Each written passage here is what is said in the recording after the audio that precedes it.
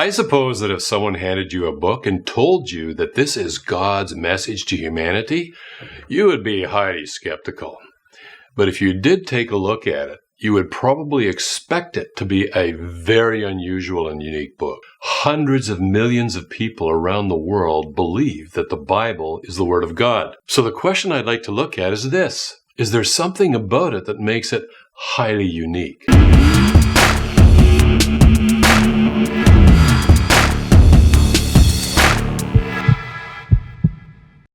Hi, I'm Kirk, and I'm a scientist and a philosopher and a person who spends a lot of time thinking about the why questions in life. So if you're interested in discussions pertaining to God, science, and life, then please subscribe to my channel here, where I'll be posting on a regular basis. You can also subscribe to my social media accounts, and the links are below. I have no idea how many books I've read, but it's probably thousands. It started a few weeks into my first grade when the teacher started teaching the class how to read. I took the first grade reader home that evening and read the rest of it. Then in the next few weeks, all the books in the small library in our classroom. Then the teacher began to supply me with books from elsewhere in the school. Unfortunately, it became a bit of an addiction, and I read books all day long in school and skipped my assignments right up through my final year in high school.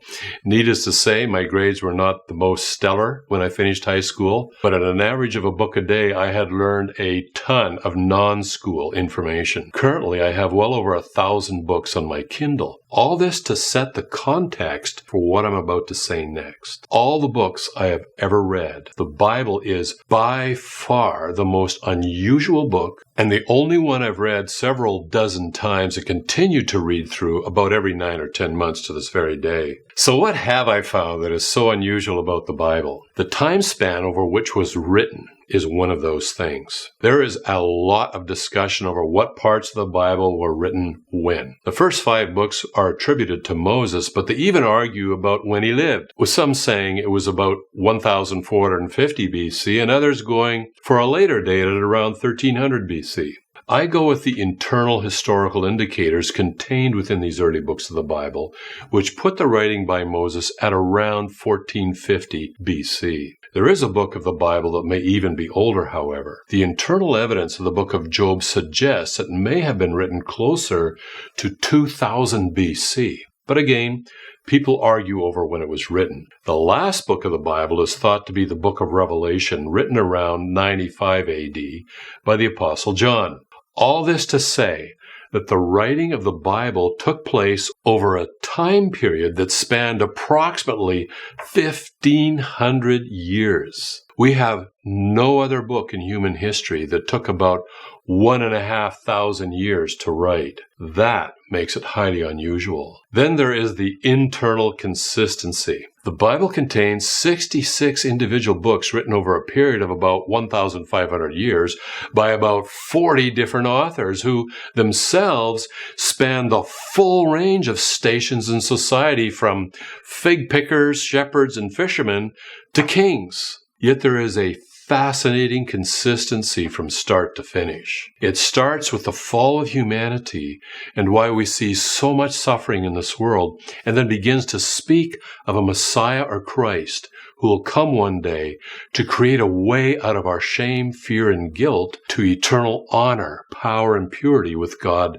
forever. Although these things make the Bible unique in human history, there is something else that suggests it contains information that comes from a source that transcends time. It sets itself up for testing, in other words. The Old Testament portion of the Bible reveals that God is active in human history. It presents many predictions or prophecies about a coming Messiah. Thus, it sets itself up for possible verification or falsification, like we do in science. If the prophecies of the Bible never came true, then it would have been falsified. Centuries before the coming of Christ, it stated when he would come, where he would be born, that he would be both God and man, and that he would be valued at 30 pieces of silver and be executed and rise again from the dead. Remarkably, centuries later, these prophecies came true in the 1st century AD. This implies that the information in the Old Testament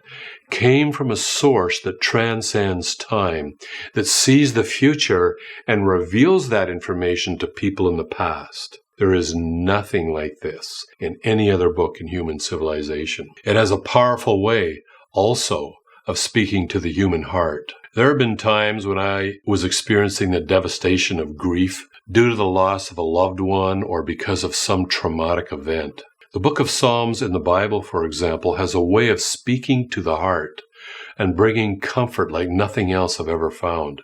It seems to address the full range of human suffering, as well as revealing glimpses of the ultimate fulfillment of our deepest cravings for beauty, peace, significance, value, and honor and love in ways that go far beyond anything this current mortal world has to offer. It tells us what the meaning of life is and also of eternity.